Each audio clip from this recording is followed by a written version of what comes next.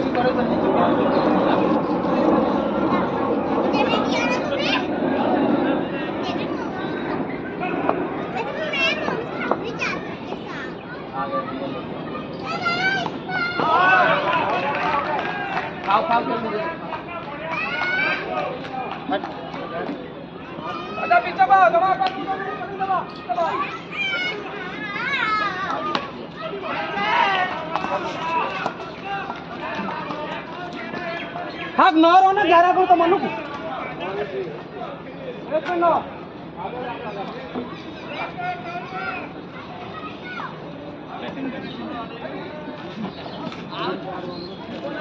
बराबर हो गया भाई।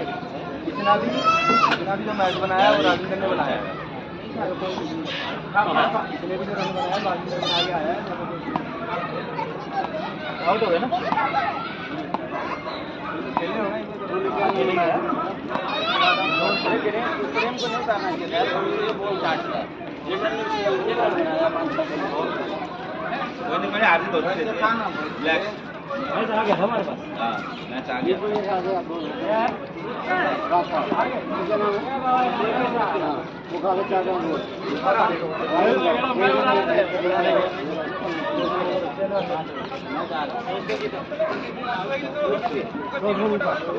वो